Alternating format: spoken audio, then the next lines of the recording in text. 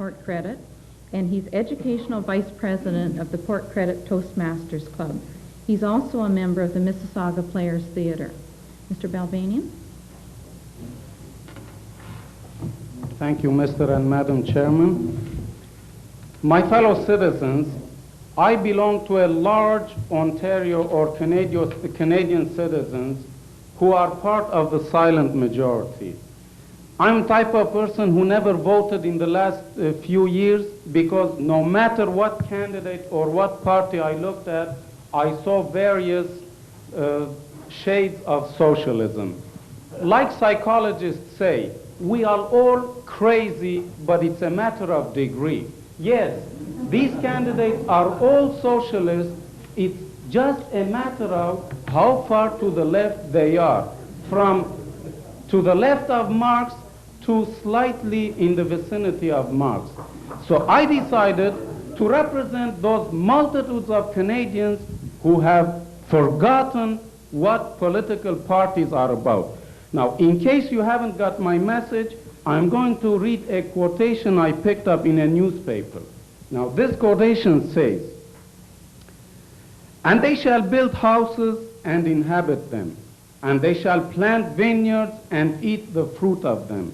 They shall not build and another inhabit.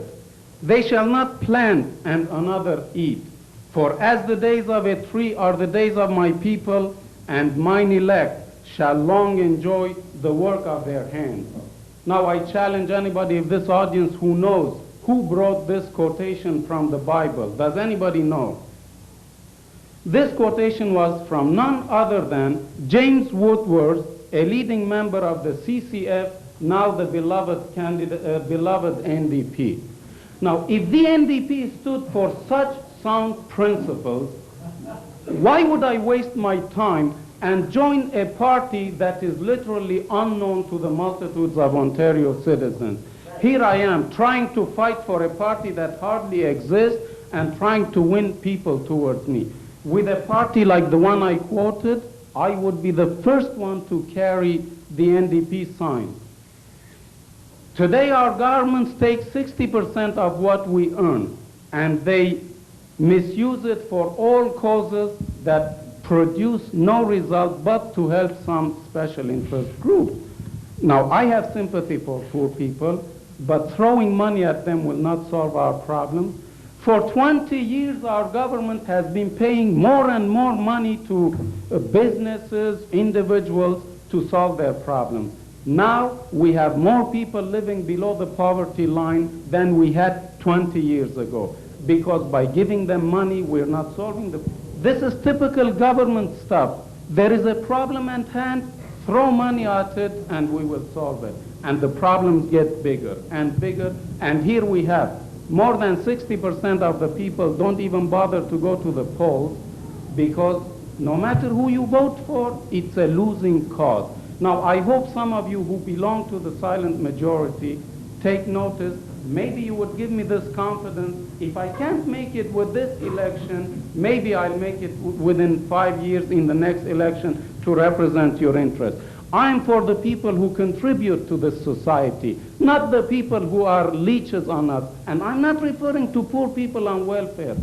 Big businesses do not support my party, even though I stand for free enterprise. You know why? Because big businesses get millions of dollars of subsidies from every level of government. So why should they support a small businessman like me who works for his own living rather than rely on subsidies right or left?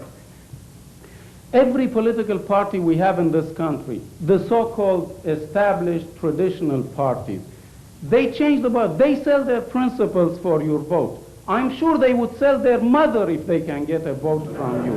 Now look at it here. Larry Grossman, few months ago, he was in favor of extra billing. A conservative party leader supported free enterprise. Doctors must. When he realized how many votes were being lost and liberals were picking them up because they banned extra billing, they socialized medicine, what did he say? I saw him on TV. Well, he said, we should leave extra billing. It's in the past. Let it go. Why? There are more votes in it. I'm not going to sell my mother for votes, and I'm not going to sell my principles. I stand for free enterprise. I stand for the hardworking man who earns his own living rather than go to Bob Ray and ask for cheap insurance, which all of you later will pay for it. There is no free lunch in this nation. If in BC they pay less for insurance, I agree with Barry, they do pay less. But who pays the balance? You suckers are paying for it.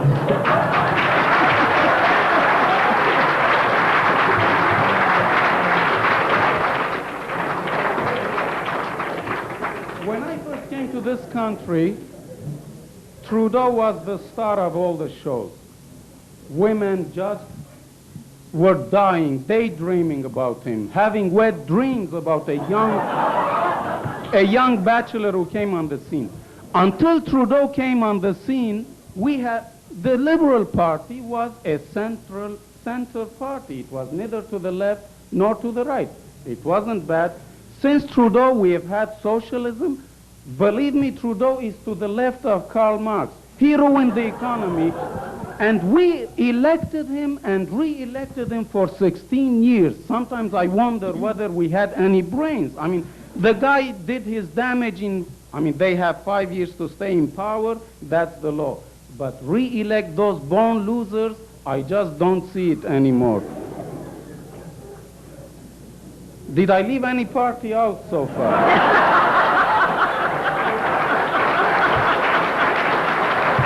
Entertainment anyway.